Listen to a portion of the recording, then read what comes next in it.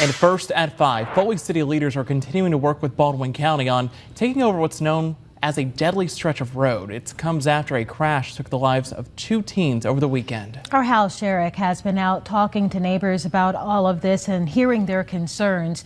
He's learning what's already in the works to make the Mills community safer. I feel like, honestly, the only thing that's going to reckon this whole situation is a pedestrian bridge of some kind. Kanya Thomas feels like many others in the Mills community, and while most didn't want to talk on camera about the recent tragedy, she spoke out this week in hopes that someone who can make a difference is listening. 19-year-old Brandon Palencia of New York and 18-year-old Cesar Chavez of Foley were killed when police say the scooter the two were riding was hit from behind by a pickup truck. It happened at the intersection of County Road 65 and Airport Road, an intersection locals say has become more and more dangerous.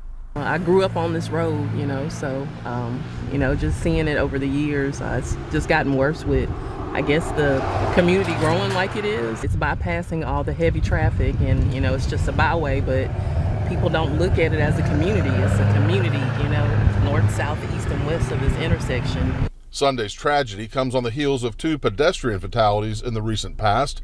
A cross stands as a memorial to a young girl who neighbors say lost her life here.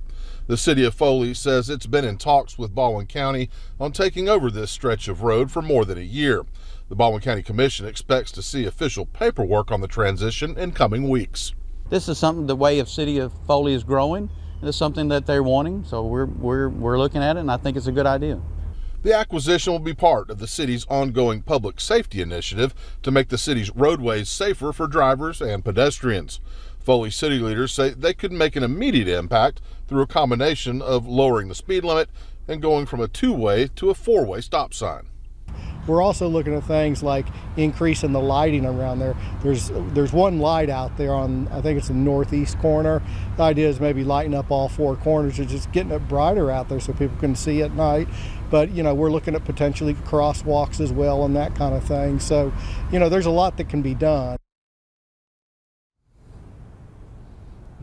The matter is expected to be on the next Baldwin County Commission agenda for some potential action to be taken. Meanwhile, the family of Cesar Chavez, the Foley teen who died in that accident, has set up a GoFundMe account to help out with funeral expenses.